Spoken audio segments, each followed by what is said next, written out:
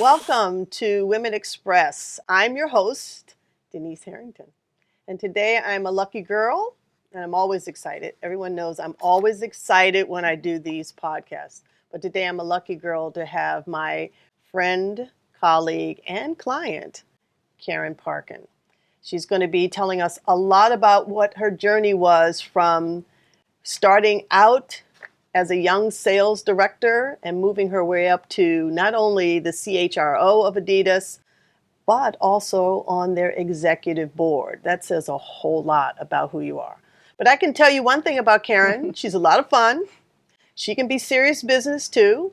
She's learned a lot on her journey about not only what are the nuts and bolts of sitting in that seat in the executive suite, but she's learned about what it means to continue to be vulnerable, continuing to honor yourself at that space, and continuing to not only carry the corporate legacy, but to also carry her own legacy as a part of that corporation. So I'm so excited to have you here and to ask you these questions. Thank you, Denise. I'm super excited to meet you and to be able to do this face to face. So thank you. Yeah, we've been spending our time Zoomed. During COVID. We've been zooming along, just zooming along, keeping each other excited about life, but certainly about your journey and what has happened for you between when COVID hit in 2019 to where you are now starting on your own brand. So I want you to just give us a snapshot of what your journey has been like from starting out 27 years ago as that sales director and then moving up. What does it feel like to be in the executive suite as a woman? It's a privilege, and it's a very cool place to be, and a very exciting place, and something that I worked very hard to achieve. And I think you only start to actually feel some of that once you step away from it. And I'm now in that transition stage of my life where I'm now letting go of that to then focus on how can I take my journey, as you say, to help others. The journey's been around 30 years when I started working in Lego in sales, and then that took me to Adidas. And I worked in many functions: sales, marketing, operations, and then ultimately HR, which saw me then arrive in the C-suite and the executive board. And every turn, every journey that I've been on, and primarily at Adidas, has been just a wonderful experience. And when I say wonderful, and we'll talk about some of that, is wonderful doesn't always mean every day was a great day. And I think I sit here talking to you today knowing that there's been great opportunities, and with that's come great learnings. We've fallen, we've risen, we've fallen again, and then we get back up. And that place that I am now is ready to share that and say to people and encourage women specifically, this is a great place to go. Because I think women are always concerned about what it feels like to get to the top. Often you'll see that the statistics show that we make it to manager, director, and then we start to peel off a little bit. And maybe on both sides of the fence, one side of the fence being because we're not encouraged to move beyond the VP level, and the other may be there might be a little bit of just too much sacrifice to carry on to that C-suite. So how does it feel being, for you, probably one of a very few amount of women in the sports industry being in that executive seat of the boardroom? Because that's a little bit different. That's another next level to the C-suite. And you did both. I did. And I think one discussion, and you and I have had this, I didn't start out saying that's where I was going to ultimately end. And I think as a woman, I embraced and was ambitious for my career, but I didn't ultimately say fixate on that end seat being the boardroom.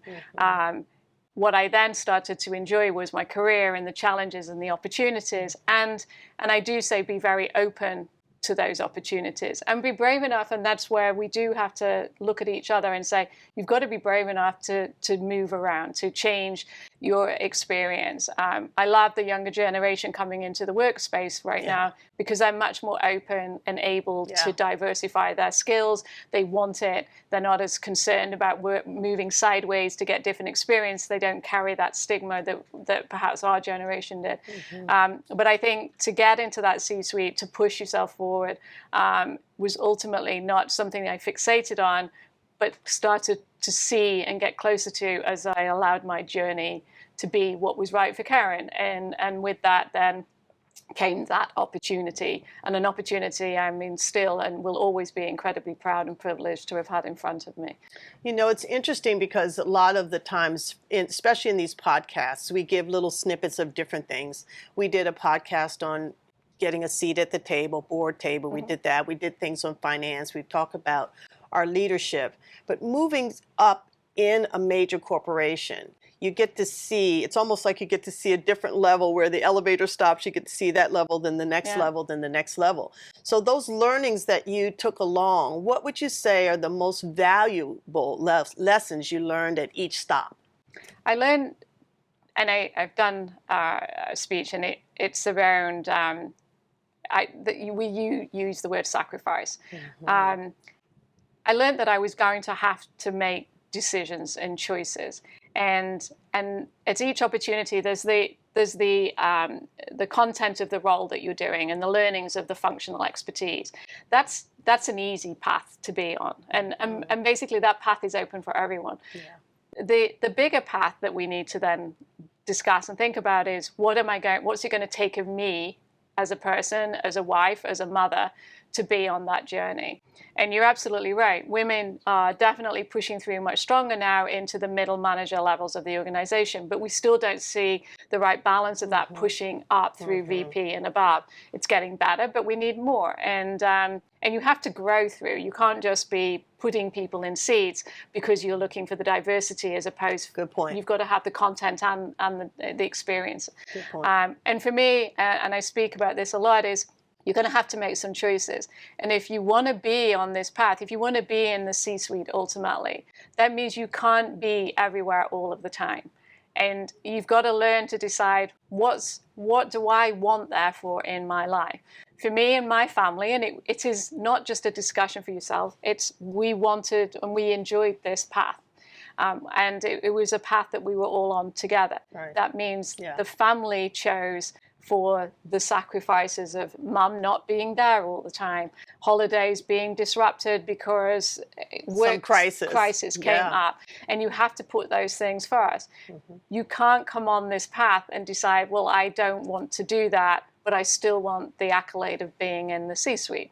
So there's certain things that we have to learn to accept and choose. And no one should be made to have that, but you have to recognize that there are some things that you have to want and therefore learn to sacrifice to go on that journey. I remember when I started my business, which is almost 30 years ago now, and I started this class for this company, and then 6 days later, my daughter was born. But they said to me, well, can you do the class on the 11th and 12th of September? And I said, no, those are my due dates, but I can do them on the 5th and 6th because I wasn't going to give up the opportunity to kick off my business. This was a big corporation. I really wanted it, and I just wasn't going to do that. So I made a way. Do you believe that that's an important feature, making a way, having a vision that's big enough to incorporate your ambition and desire, but at the same time, what we call having it all, I guess is what I'm saying. But at the same time, finding a way for you to exist within that. Absolutely. And I think just pick on that story you just told. There's something very inspiring. At the same time, you recognize you didn't want to let go of a career opportunity for yourself. Exactly. And ultimately, you weren't letting go of being an awesome mother. And, that was to come a few days later, and the timing of that. And you found a way of yourself making that happen for you. And that's what we have to do. Now, some people would choose not to do that. They would say, no, I need to have this space and that's fine. But then don't expect everything to be ready for you if you want to be on this journey. And the journey is an incredible one. I have enjoyed every minute of my journey, and there are some fantastic opportunities and great days and bad days. There's nothing I regret. But I do know, and I've reflected a lot in the last year, it hasn't always been easy, and there have been decisions that have had to be made. I'd never felt on my own making those decisions. And I think that's also important, that you surround yourself with life, Yes, you do. friends and partners and Yes. people. And by the way, that can be people within your organization that you're working with, or family and friends. So I've always felt that I've had people alongside me. But ultimately, making that decision to meet that new client and deliver your baby the next is exactly 6 days what later. we do. That's what we do. And I think that's super exciting. And it was a little scary. Yeah. For the audience, not for me. Because you were in control. I was in control. I made the decision that this is what was going to happen. Yeah. And that's just the way it happened. And I think as women, we have that ability to scale like that, to straddle those two worlds, the world of the things that we desire to do for our careers, which ultimately help the family. I don't think this same child that was born, my daughter, 6 days later would have had the life that she has today if I hadn't made that choice to take that step towards. And believe me, you and I have talked about this so many times. There are days I wasn't there for her, but I made sure that I surrounded her with people that would make sure she was okay. And I'm sure you did the same thing. Exactly. And I think what's really exciting now is, as I'm stepping away from that life, Lucy, Nia, our children are actually now becoming us into that next generation. And I think what's super exciting and to watch and observe is to see they grew up in an environment where we've started to pave that way for them. And so they've learned to be on the other side of that. And they can take what worked and what didn't, and they will strengthen themselves as a result of that, which will help others around them. And there's just some things that you have to make those decisions for yourself, and you can't expect others to do it. And I think I'm super excited to see our girls grow and mature, and know that they're going to be, whatever they choose, they're going to be successful. The C-suite ultimately is a lofty goal, but it's not a goal for everybody. And so true. You have to decide, is that a journey you want to be on? For me, it was, and I've loved every minute. Well, you have to be honest about the role itself, especially being on boards these days, and certainly being CEO or in the C-suite itself. The thing that happens for women is we get to have a voice. We always talk about seat at the table. These are corporations we're talking about, and you were one of a major global corporation, which means you had a global voice. I mean, you were CHRO, global CHRO. So that meant you got to see all kinds of ways of being, all kinds of issues come up globally. And now, the way things are as a result of COVID, our world seems to be shrinking even more, because what happens here in the United States simultaneously begins to happen someplace else in the world. How have you dealt with the issue of being a global leader on that level? What are some of the main issues you've dealt with in the last couple of years? Yeah, I think being global is you're trying to be one voice. And in that, you sometimes forget that there is so much diversity in the world. Being one voice isn't always understood, or doesn't translate as it should. And I think finding that balance of what is the right messaging to deliver from a global perspective, when is it right to be global, and when is it right to be local? And finding that mix is a challenge. My last position was very much around people. And people are different in every country, in every market, no matter where you go. And even in the United States, we're different from West Coast to East Coast. That's true. So, trying to find that journey for everybody to be on and comfortable being on in an environment where you're trying to be consistent and be fair and all of those things is a challenge. And I think ultimately, certainly from a C-suite and the boardroom perspective, we have to learn to be global and local. And find that mix. And I think, in my experience, having that foresight to think in that way meant we more often than not delivered solutions that worked, and that could drive scale, but could drive personalization and deliver personalization at the same time. Because, and again, I go back to the generations. The new generations coming through want more personalization. They Yeah, want they more do. diversification of everything that you're doing. So one solution doesn't fit all. One size doesn't fit all. And so you have to find that compromise and that mix whilst trying to protect a global, in my case, a global brand, a global company, a global organization, and ensuring that it was, ethical in everything that we were doing and right. So you're juggling many balls, especially when you're sitting in that C-suite. And there's a lot when you're a woman sitting in that space, because oftentimes people don't know about the Karens of the world. Most of us, sometimes as women, we don't know the ones that are sitting in the C-suites and what they can bring to the table, which is why it's so important that you're sharing who you are and what you're doing, so that more of us understand that not only is it something that's replicable, that I could really aspire to be in the C-suite, and should, if that's something that I want to do. There are lessons, though. You've had to deal with this year a pandemic. Well, not this year. It seemed Was to it be this coming. year? I can't tell anymore what year it Everything's a is. blur. My life's just blur. Yeah, I mean, I think from that perspective, I've again been very fortunate that the people that I've been surrounded with throughout my career have welcomed me into that team.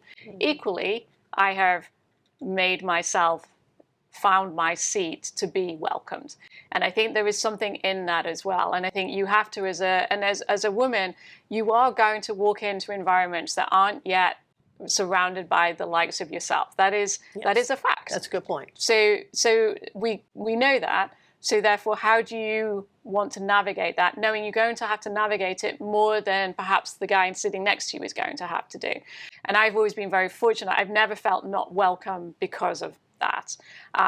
As a result, therefore, I've always felt a responsibility, though, to be seen and heard when I'm in that environment, because I feel it's very important that you keep this. You forget sometimes, especially as you're rising up through organizations, you have a following, even if you don't know who those people are.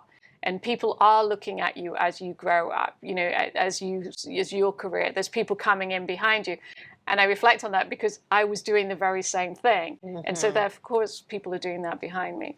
I think you mentioned COVID. So then when you come into these crises, I think the beauty of having more of that balance in the C-suite of gender, of color, of all diversity, you bring perspective, different perspectives. Yes, and I think if you work in great teams, and the great teams have invested time to learn how to work with each other, respect each other, then the crises that do arise, and COVID was a crisis that hit from nowhere. I mean, it came overnight. There was no rule book. There's no file on anybody's bookshelf in any company saying when COVID hits, you do this. So we all had to learn quickly. Not only, and I think what people forget is it wasn't just about an economic financial crisis. This wasn't this. This was about life and health and the welfare of people first, which then you had to balance with the financial security of the company that you were representing. That was a major challenge, but I've always felt able to speak and navigate that.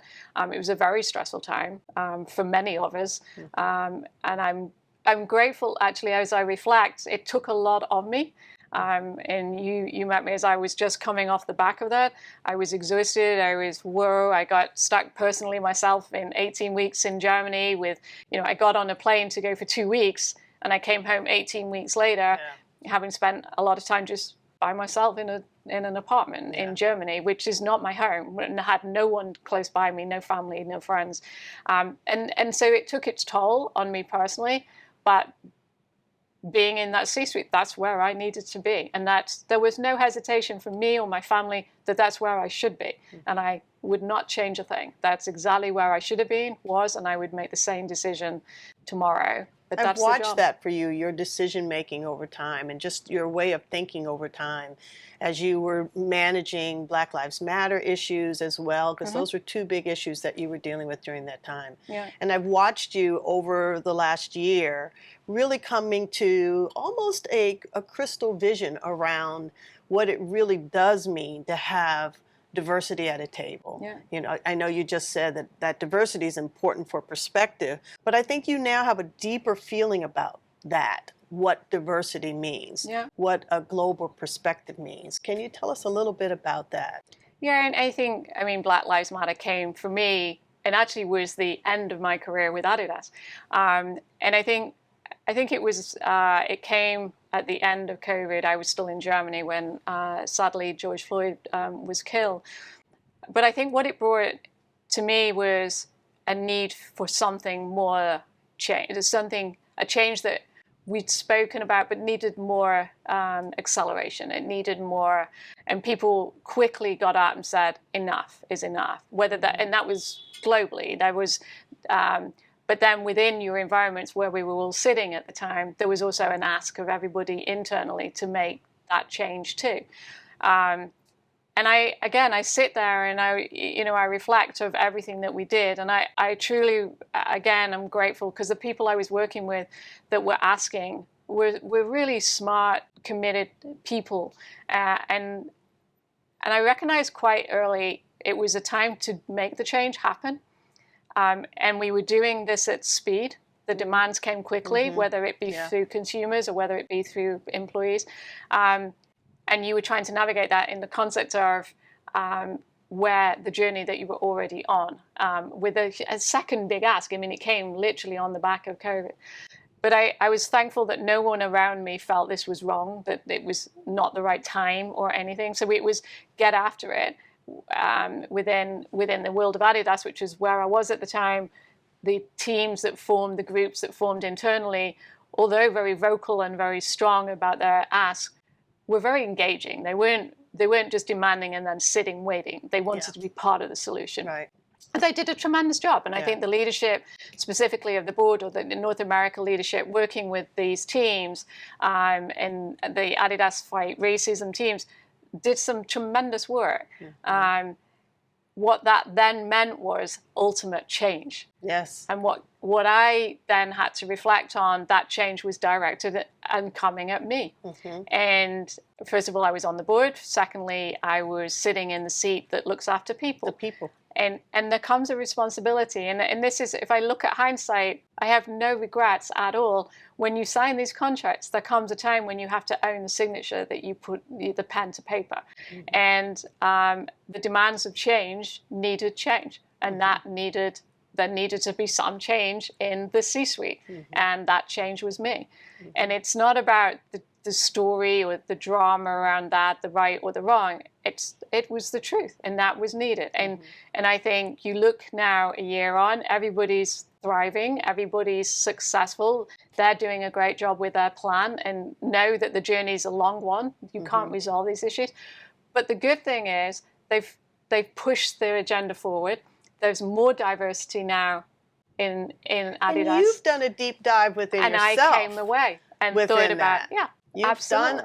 done a big, almost, I wouldn't say a 360, but you did a deep dive. And there is you have a different leadership perspective, I would say, based on what I know about you. It's that leadership of inclusivity, everyone has a place at the table, has gotten richer over time for you, especially because you've taken the time to really to read the books, to understand, but to come from a different place of just reading and implementing a plan. And I think that's key. I think when we're in these seats, we sometimes don't get time to breathe. And it's not a criticism of any leader. They're doing a great job. They're giving their all every day. I am in no doubt. There is no person that I've not worked with that's not getting in there to win the day. And often for people in the teams, I think what happened in my case was creating that space away from that gave me some time to reflect. Yeah. It also, and you and I had this discussion, there was a lot of people pushing me to speak out. Karen, speak. We need to hear from you. And you and I had that discussion, and I truly believe the right decision was that I didn't speak, and I didn't speak out. And I think there's two reasons, and I think this is what leaders also we're trained to understand, but executing that is there's a time to learn, and you only learn if you're listening. You don't learn if you're talking, because your mind is thinking on what am I saying and how am I going to say it. So to come away and being given that time to reflect, to read, to learn, and really think about what is this challenge was actually something that has, I believe, made me an even better leader today. And the second piece is it gave me a perspective of, you know what, we weren't right all of the time. And that's okay. And that's, I mean, the best leaders in the world are able to say, this is right and this is not right and this is what we're going to do. And I've always learned from the best on that. But I think that also gave me a perspective to say, shut up, listen, learn, and where could you have done better? Yeah. And we've taught that at We lunch. call it literally in communication, the pause. Yeah. That you need to pause to let the mind and the mouth collect with one another. Yeah. And I believe strongly that as a leader, even if you're fully engaged, you have been lucky in a lot of ways. Mm-hmm. And I know that there's been a lot of sacrifice to get to where you are. You've been lucky in a lot of ways to just be able to take that pause. But we were all given the gift of a pause. Mm-hmm. For the last 15 months. As much as we probably hated that time of being alone, it forced so many people to turn within and take a look at themselves, their leadership, their companies. It really brought something different, this pandemic, to the table. And I think that difference is we don't want to throw the baby out with the bathwater. There's some things that we learned in silence that you want to bring forward. Yeah. And one of which might be, as you're on your drive to be a woman of more power and more place, that you take moments of pause in that evolution. Because some of us just, until something makes us pause. Yeah. Wouldn't you agree? Absolutely. And I think if in this year of reflection and transition, if there's one thing that I would have perhaps changed a little or done better, is I didn't give enough time to Karen. And it wasn't about giving enough time in a selfish way for myself.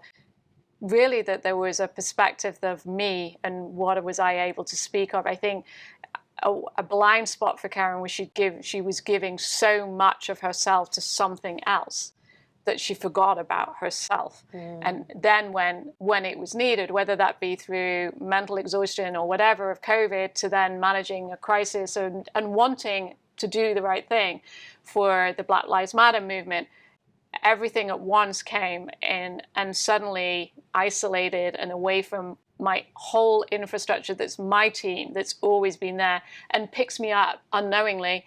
It was a very vulnerable place for me to be. I'm not afraid to say it. It really was. And I recognized then I'd given all of this to over here. And now I needed some of me to navigate the story that was hitting me. And there was little gas in the tank. Yes. Little gas. And you saw that yourself. Yes. And ultimately it took even another story for me to finally sit down and go, enough, to make me actually look. And I think the pause is a really good thing. I think sometimes we're too eager for the prize, and then we have the prize. We don't enjoy holding the prize long enough because we're too frightened for it to let it go. And I think if it's going to go, it's going to go. It's going to go.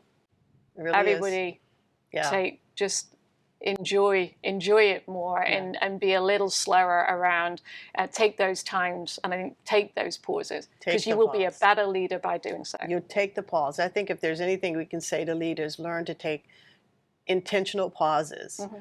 Most companies give sabbaticals, but it's even beyond a sabbatical, and especially for women who are moving up, because it's not, you've said yourself, it's a tough road to get to that C-suite. It's not, there's greatness that's in it, there's great experiences in it, but there are some sacrifices, there are some experiences, and you do have to take the moment to pause. You have to go within and take a look at yourself. And I think the discussion of a sabbatical is, if that's right for you, great.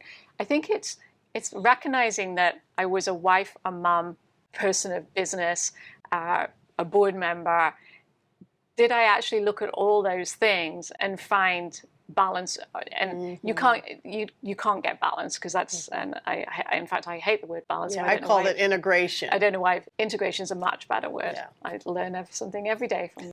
But I think it's impossible. But do you give? I think about how much of the integration for my life, and this is my journey, was infiltrated from my career.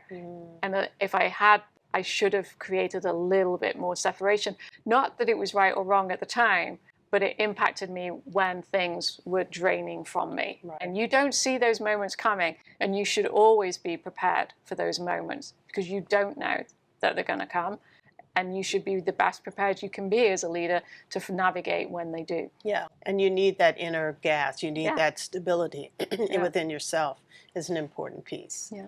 You've come a long way, my dear. Yes. Today is a very special day for you Yeah. in terms of really launching your own brand, which is part of what you were talking about just now in terms of learning to find yourself within that movement forward. I was going to say drive forward. I don't like that word. The movement forward in your career and in your life, and just getting to a place where your brand is really now standing up. That it used to be Karen in the corporation, and now it's Karen and Karen bringing this wisdom and knowledge to other people. Which, and I think, again, is a huge learning. I mean, I've loved being part of a corporation. I've loved every minute of it. I have no regrets. But I still, like, I hear you speak to me and you know, we're on this journey and I'm like, what are you talking about? And it's taken a while for me to then respect. No, it's about how can I help others now with the experiences that I have had. And I think for me, that's invaluable. And it's not about Karen's had that journey. I've done that journey now. I'm not seeking to go back into that. I've loved every minute of it. So how can I help you and others be helping themselves or others to go and get that experience and have that fun and that world too? Because it's available for everybody that wants it. And I'm truly excited to help those. And also to help educate people. You can fall down. You can fall down hard. You can get very bloody knees. But I can assure you, you can get back up, and you'll be better for doing so. And life will carry on. Yeah, and you have a really good support system around you. Graham your husband is great support system. Your daughter is major champion of who you are and what you're about, and she's watched you go through all of it: the falls, the standing up, the falls, the standing up, the adulation, all of it. And I think that she reflects that really, really well for you and holds that true. And I know Graham does as well. And I can say that I call you a friend, so I'm right there for you as well. No, thank you. It's more than a pleasure to have you be a part of the podcast. I think this is a kickoff moment for you as you kick off your new brand and your new consultancy. I think that leaders will come to see you as a valuable tool in their leadership trips and journeys and goals, and because you really can bring an insight that, especially to women, not very many women hold a C-suite seat and a board seat at the same time in the same company. So that's a little different, and we want to encourage more and more women to have that experience in their life. So I'm excited that we got to take a moment of Karen Parkin and give her a platform, because Women Express is all about women expressing, and I don't think we could hear the story better from anybody but you. To you, Denise, I mean, you came in with the crisis at the beginning, and I'm here because you were part of that. Come on, Karen, get back up. And I think two women together on that journey has been invaluable for me. So thank you, and thank you for having this time today. Yep, and we're here face to face for the first time. We're face to face. We're not on post-COVID. COVID is over. Well, we have some COVID left over, but we're fully vaccinated, and we are face to face. All vaccinated, and we're happy about that. Yes, thank you. And just a little aside for the audience, Karen has done an incredible job of taking time to listen, time to learn, and time to lead. These are her words. These are actually the words that you say over and over and over again. So I know that that's going to carry you far and help a lot of people in their journey forward too. Thank you. So thanks so much. No, thank you. As always, we are excited that you've been here for Women Express. We want to say, please join us on our website, which is www.womenexpress.com. Karen, I know you're going to be having a website soon, but if you want to get in touch with Karen, it is? I can't remember right now. What is it? All right. Contact me. She's starting. Today's her very first kickoff day, so her website is being put in place right now, but you can call me about her. And we also will be having on our website our Women Express summits, Women Express speaking engagements. one-on-one coaching, Mhm. which Karen has been a part of with me for a year. Mhm. This is We're it. coming up on 1 year. And we also will be having some talks like this that you'll be able to hear on our podcast. So that's womenexpresspodcast.com. So I'm excited again. Welcome back to the world. Welcome to you. Have a Thank you. great trip going forward, and we will speak soon. So that's it for us. Bye for now. Come on, women. Let's express. If you enjoyed what you heard on today's episode, be sure to follow us. Download and share it with your like-minded friends. Let's build a strong community of voices. Come on, women. Let's express.